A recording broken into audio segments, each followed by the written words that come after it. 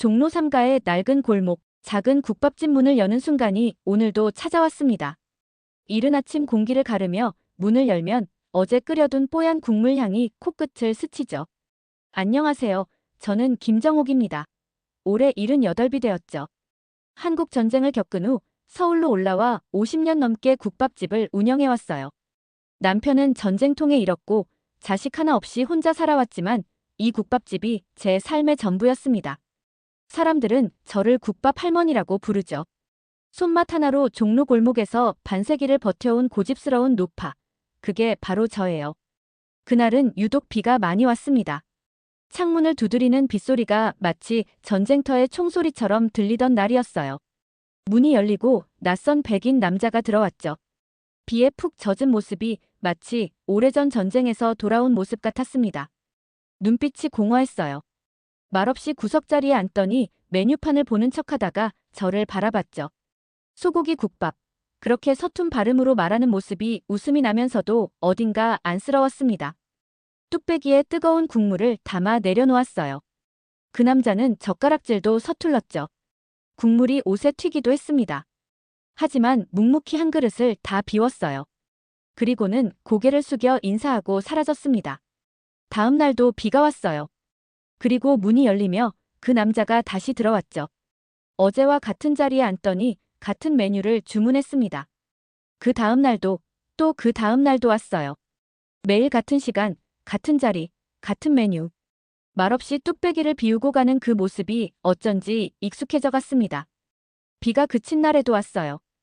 햇살이 쏟아지는 날에도 왔죠. 이제 그 모습이 저의 일상이 되었습니다. 매일 아침 그 시간이 되면 그 자리를 비워두게 되었어요. 이름도 모르는 백인 남자를 위한 자리였지만 이상하게 그 공간은 채워져 있는 것처럼 느껴졌죠. 어느 날부터인가 저는 그 남자의 국밥 위에 삶은 달걀을 하나 더 얹어주기 시작했어요. 어머니가 어릴 적 저에게 해주셨던 것처럼 말입니다.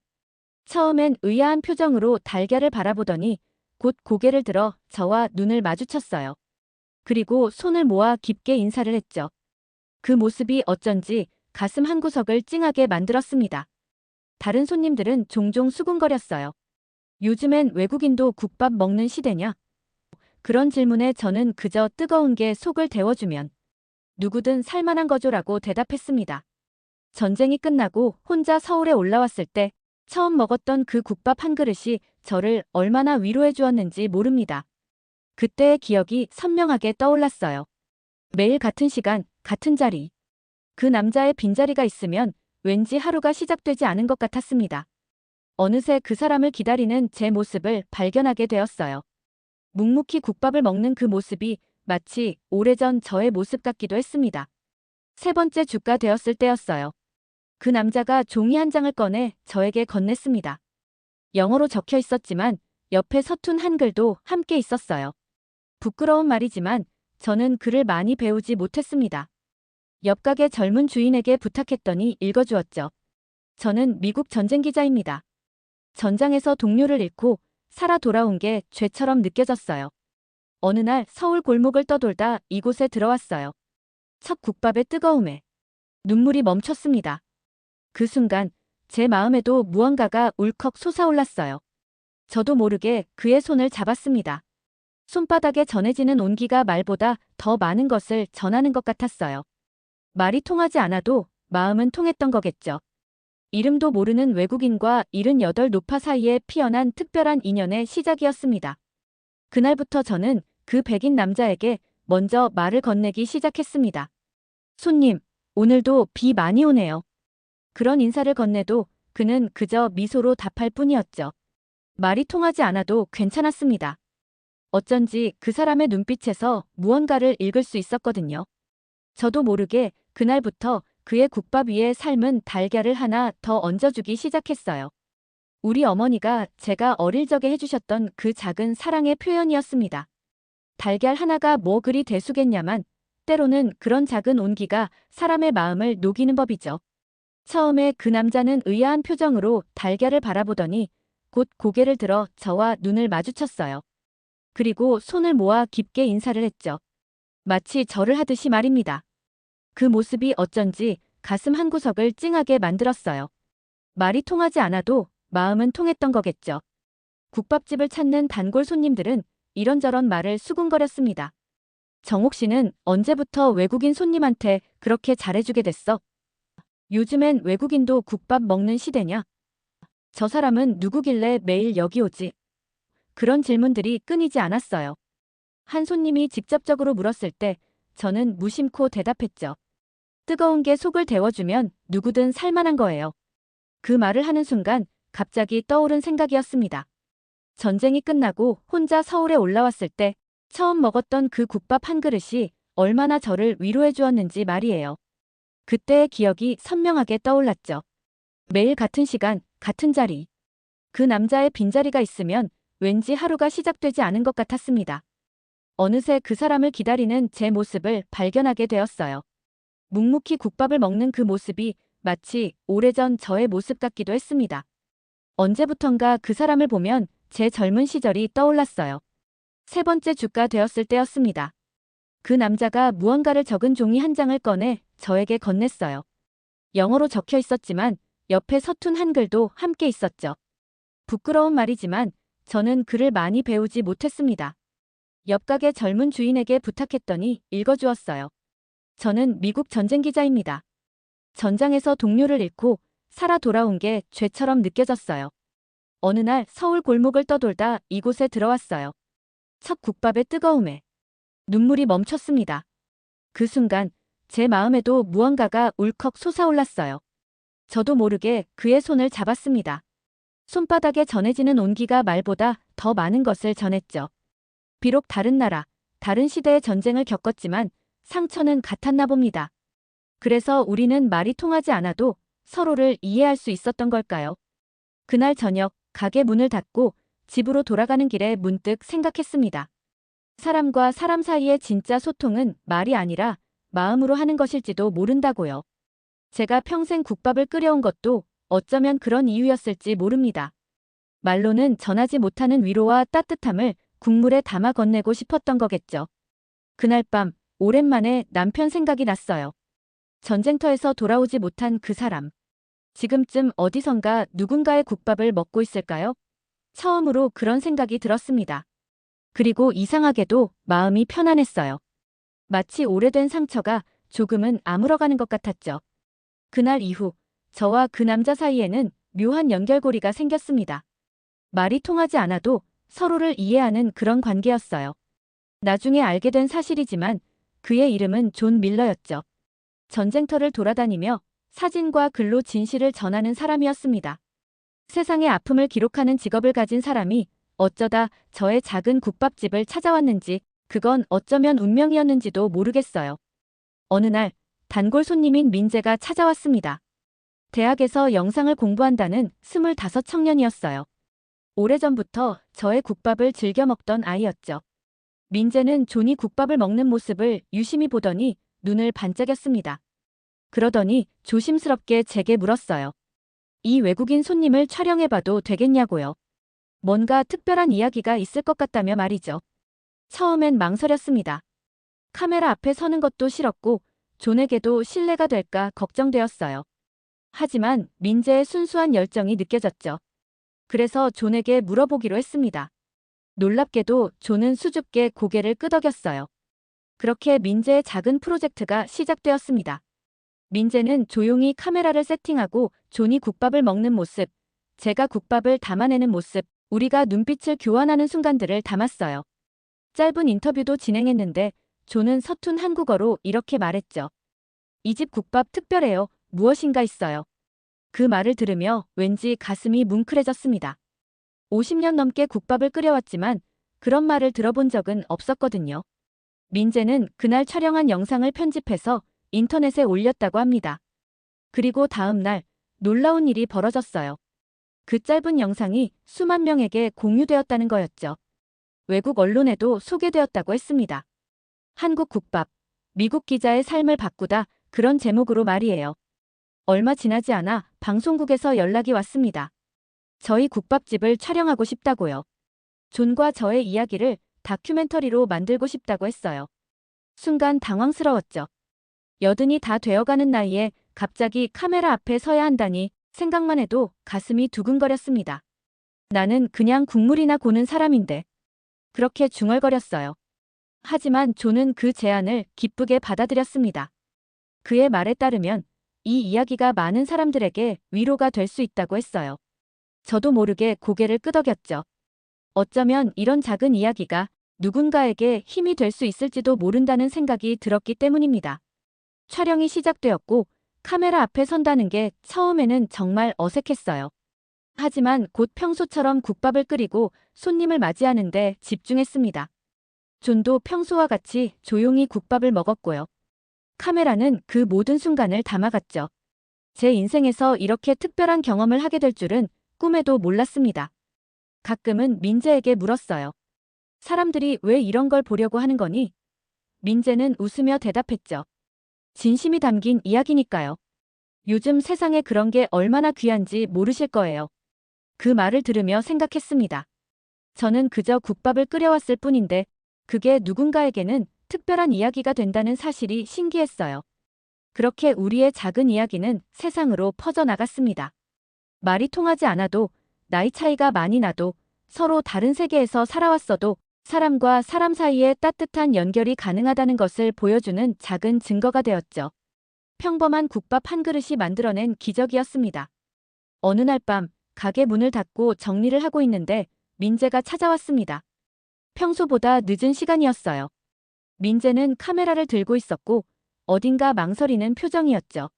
분명 무슨 말을 하고 싶은데 꺼내기 어려운 눈치였습니다. 저는 국밥 한 그릇을 데워 민재 앞에 놓았어요.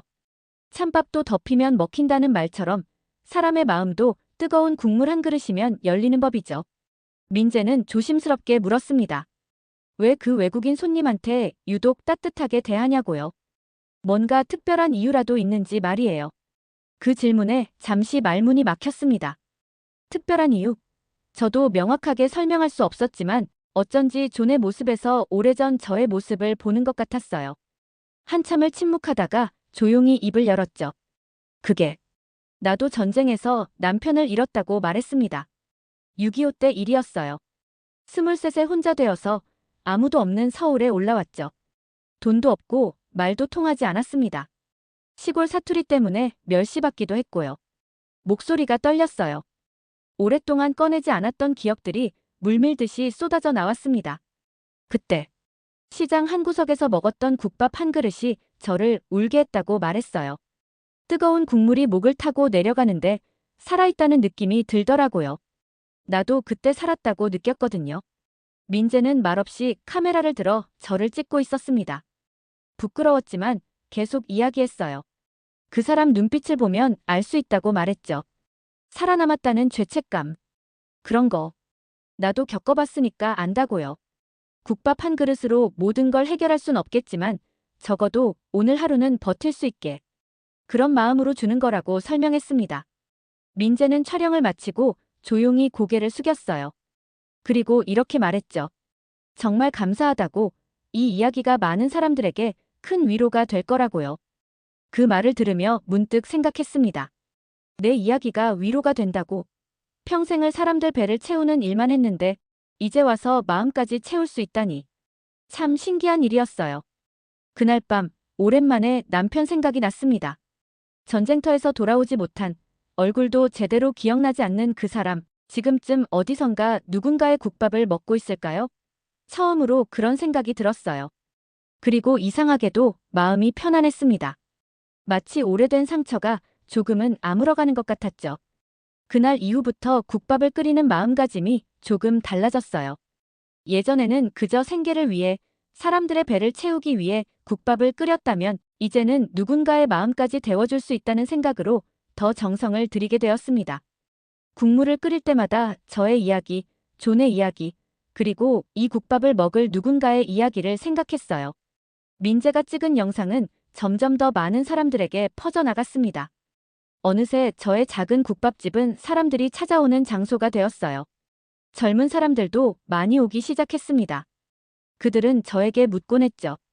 왜 국밥을 만들기 시작했는지, 어떻게 50년 넘게 같은 일을 할 수 있었는지, 세상이 이렇게 변해도 변하지 않는 것이 있다면 무엇인지, 그런 질문들에 저는 대답했습니다. 사람의 마음은 변하지 않는다고요. 배고픔도, 외로움도, 그리고 따뜻함을 찾는 마음도요. 국밥은 그저 매개체일 뿐, 정말 중요한 건 그 안에 담긴 마음이라고 말이죠. 그런 이야기를 하면서 문득 깨달았어요. 저도 모르는 사이에 제가 국밥을 통해 사람들에게 위로를 건네고 있었다는 것을요. 다음 날 아침, 존은 평소보다 일찍 가게를 찾아왔습니다. 뭔가 들뜬 표정이었어요. 서툰 한국어로 이야기했죠. 곧 미국으로 돌아간다고, 일주일 후에 떠난다고 말입니다. 순간 가슴이 철렁 내려앉는 듯한 느낌이 들었어요. 매일 보던 사람이 갑자기 사라진다고 생각하니 허전했습니다. 억지로 미소를 지으며 대답했죠. 그래요? 좋겠네. 고향으로 돌아가는 거니까. 존은 고개를 끄덕였지만 눈빛은 복잡해 보였어요. 그날 국밥을 먹는 모습이 평소보다 느렸습니다. 마치 이 순간을 오래 기억하고 싶은 것처럼요. 저도 모르게 국물을 더 진하게 끓였고 고명도 평소보다 많이 얹었어요. 어쩌면 마지막 국밥이 될지도 모른다는 생각에 더 정성을 들였죠. 일주일이 빠르게 지나갔습니다. 그동안 민재는 존과 인터뷰를 더 많이 했고 저도 카메라 앞에서 조금씩 편해졌어요. 처음에는 어색했던 카메라가 이제는 마치 또 다른 손님처럼 느껴졌죠. 그렇게 우리의 이야기는 계속해서 기록되었습니다. 마지막 날, 존은 평소와 같은 시간에 찾아왔어요. 하지만 이번엔 여행 가방을 끌고 있었죠. 마지막 국밥을 먹는 동안 가게는 이상하게 조용했습니다. 다른 손님들도 뭔가 특별한 날임을 느꼈는지 말이 없었어요. 공기 중에 뭔가 아쉬움이 감돌았죠. 국밥을 다 먹은 존은 조심스럽게 편지 한 장을 테이블 위에 올려놓았습니다. 그리고 깊게 허리를 숙여 인사했어요. 저는 무뚝뚝하게 대답했죠. 그래, 배 곪으면 또 와. 존은 웃음 지었습니다. 아마도 제 말을 다 이해하지는 못했겠지만 마음은 전해진 것 같았어요. 마지막으로 한 번 더 고개를 숙이고 가게를 나갔습니다. 문이 닫히고 나서야 편지를 펼쳐보았어요. 영어로 쓰여 있었지만 한글로 번역된 내용도 함께 있었습니다. 당신은 제게 어머니였어요. 사랑과 치유를 주셔서 감사합니다. 눈물이 핑 돌았지만 참았어요. 오랜 세월 홀로 살아오며 단단해진 마음이었지만 그 순간만큼은 누군가에게 의미 있는 존재였다는 사실이 가슴 깊은 곳을 따뜻하게 데웠습니다. 어머니. 그 말이 참 오랜만에 들어보는 단어였어요. 자식이 없었으니까요. 늘 혼자였죠. 하지만 이제 와서 생각해보니 국밥을 먹으러 오는 모든 손님들이 어쩌면 저의 자식 같았는지도 모르겠습니다. 존은 그렇게 느껴졌어요. 존에게 건넨 국밥 한 그릇이 제가 줄 수 있는 모성애의 표현이었을지도 모르겠죠. 그날 이후 존은 다시 오지 않았습니다. 하지만 그가 앉던 자리는 여전히 비워두었어요. 누군가 앉으려 하면 예약석이라고 말하곤 했죠. 어쩌면 언젠가 돌아올지도 모른다는 작은 희망 때문이었을까요? 아니면 그저 그 자리를 비워둠으로써 존과의 인연을 기억하고 싶었던 걸까요? 가끔은 창밖으로 비가 내리는 날이면 더욱 존이 생각났습니다. 처음 만났던 날처럼 비에 젖은 채 문을 열고 들어올 것만 같았어요. 그럴 때면 저도 모르게 국밥 한 그릇을 그의 자리에 놓곤 했습니다. 식어버린 국밥을 치우면서 가끔은 웃기도 했어요. 이제 와서 이런 감상에 빠지다니 참 나이 들었나 봅니다. 민재는 종종 찾아와서 존의 소식을 전해주었어요. 미국에 잘 도착했다고, 새 책을 쓰고 있다고, 우리의 이야기가 담긴 다큐멘터리가 점점 더 많은 사람들에게 알려지고 있다고요. 그런 소식을 들으면 뿌듯했습니다. 저의 작은 국밥 한 그릇이 그에게 힘이 되었다니 그보다 더 보람찬 일이 있을까요? 어느 날 민재가 스마트폰을 들고 와서 존이 미국 방송에 나온 영상을 보여주었어요. 존은 유창한 영어로 이야기하고 있었죠. 영어는 못 알아들었지만 존의 눈빛에서 이제는 예전의 공허함이 사라졌다는 것을 느낄 수 있었습니다. 그 모습을 보니 마음이 놓였어요. 아, 이제 정말 괜찮아진 거구나. 어쩌면 우리는 서로에게 필요한 존재였는지도 모르겠습니다. 존에게는 제가, 저에게는 존이. 우리는 서로의 상처를 알아보고 말없이 위로해 주었어요. 그것이 진정한 만남이 아닐까 생각했죠. 말이 통하지 않아도 서로 다른 세계에서 살아왔어도 인간의 마음은 통한다는 것을 존을 통해 배웠습니다. 한 달이 지났습니다. 존의 빈자리가 점점 익숙해질 무렵 민재가 흥분한 표정으로 가게를 찾아왔어요. 평소보다 발걸음이 가볍고 눈빛이 반짝였죠. 무슨 좋은 일이라도 있는 모양이었습니다. 민재는 숨을 고르며 말했어요. 큰일 났다고. 아니 좋은 일이라고요. 민재는 스마트폰을 꺼내 저에게 보여주었습니다. 화면에는 뉴욕 다큐멘터리 영화제에서 상을 받은 소식이 있었어요. 그리고 그 영화의 제목은 더 GUKBAP 레이디, 바로 저와 존의 이야기였죠. 믿기지 않았습니다. 종로 골목 작은 국밥집이, 그것도 제가 주인공인 영화가 외국에서 상을 받다니요. 민재는 계속해서 이야기했어요. 할머니 이야기가 전 세계 사람들에게 감동을 주고 있다고, 영화제에서 사람들이 울고 웃었다고요. 정말 대단하다며 연신 감탄했습니다. 얼떨떨했어요. 저같이 평범한 사람의 이야기가 어떻게 그렇게 많은 사람들에게 닿을 수 있는지 이해가 되지 않았죠. 민재는 계속해서 영화제 소식을 전해주었어요. 영화 속에서 존이 인터뷰한 내용을 전해주었죠. 존이 인터뷰에서 이렇게 말했다고 합니다. 그녀는 국밥을 주지 않았습니다. 사랑을 주셨습니다. 그 말을 듣는 순간 눈물이 왈칵 쏟아졌어요. 국밥을 사랑이라고 표현하다니. 참 멋진 말이었습니다. 나이 들어 눈물이 많아졌다고 핑계를 대봤지만 정말 가슴 깊은 곳에서 울컥하는 감정이 밀려왔어요. 며칠 후 놀라운 소식이 또 들려왔습니다. 뉴욕에서 한국 국밥집이 문을 열었다고 해요. 이름하여 정욱의 국밥이었죠. 존이 오픈했다고 합니다. 그리고 가게 벽면에는 저와 존의 사진이 걸려 있다고 해요. 미국 땅에 내 이름을 건 국밥집이라니 상상도 못했던 일이었습니다. 민재의 말에 따르면 할머니 레시피대로 만든 국밥을 미국 사람들이 줄 서서 먹는데요. 할머니가 유명해지셨다고 했죠. 민재의 말에 피식 웃었습니다. 유명해진다는 것보다 저의 국밥이 먼 나라에서도 누군가에게 위로가 된다는 사실이 더 기뻤어요. 국경을 넘어 마음이 통한다는 것, 참 신기한 일이었습니다. 방송국에서 인터뷰 요청이 쇄도했지만 대부분 거절했어요. 다만 민재가 부탁한 짧은 영상 메시지만 보냈죠. 카메라 앞에서 말했습니다. 국밥은 그냥 국밥일 뿐이에요. 하지만 마음을 담아 끓이면 누군가의 하루를 따뜻하게 할 수 있습니다. 그게 제가 70년 동안 배운 유일한 지혜예요. 그 영상도 전 세계로 퍼져나갔다고 합니다. 이제는 종종 외국인 관광객들이 저를 만나기 위해 일부러 국밥집을 찾아오기도 했어요. 처음에는 어색했지만 곧 익숙해졌죠. 저는 여전히 똑같이 국밥을 끓였고 그들에게도 따뜻한 한 그릇을 대접했습니다. 언어는 달라도 국밥의 온기는 다 같이 느낄 수 있으니까요. 민재는 이 모든 과정을 계속해서 카메라에 담았어요. 할머니의 국밥 외교라고 농담처럼 말하기도 했죠. 웃었지만 사실 맞는 말이었는지도 모릅니다. 국밥 한 그릇이 이렇게 세상을 연결할 수 있다니 누가 상상이나 했을까요? 어느 날 민재가 한 통의 편지를 들고 왔어요. 존이 보낸 것이었습니다. 편지에는 뉴욕 국밥집 사진과 함께 짧은 메시지가 적혀 있었죠. 당신의 국밥이 여기서도 마음을 치유하고 있습니다. 그 말을 읽으며 생각했어요. 세상 어디에서나 사람은 결국 같은 것을 찾고 있나 봅니다. 따뜻함, 위로, 그리고 누군가와의 연결, 국밥은 그저 그 매개체일 뿐이었죠. 저녁이 되어 가게 문을 닫으며 문득 생각했습니다. 오늘도 수십 명의 사람들에게 국밥을 대접했어요.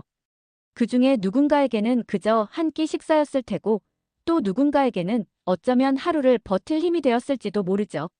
국밥을 끓이는 일이 이렇게 의미 있는 일이었다니 참 오랜 시간이 걸려서야 깨닫게 되었습니다. 계절이 바뀌고 여름이 지나고 가을이 왔습니다. 존의 소식은 간간히 들려왔어요. 뉴욕의 국밥집은 성공적으로 운영되고 있다고 했죠.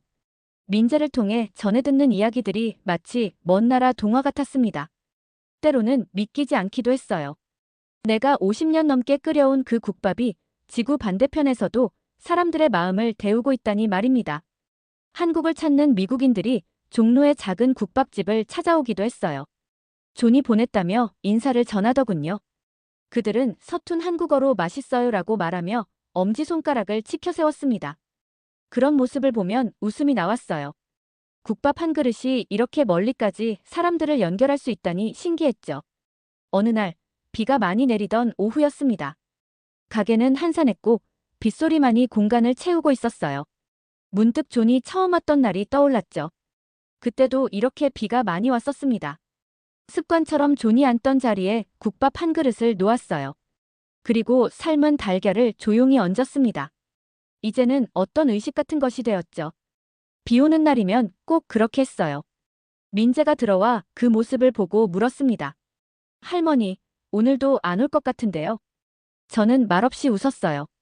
민재는 이해한다는 듯 고개를 끄덕였죠. 어쩌면 우리 모두는 누군가를 기다리며 살아가는지도 모릅니다. 돌아오지 않을 사람을 위해 자리를 비워두는 것, 그것이 사랑의 또 다른 형태일지도 모르겠어요. 민재는 자리에 앉아 새로운 계획에 대해 이야기했습니다.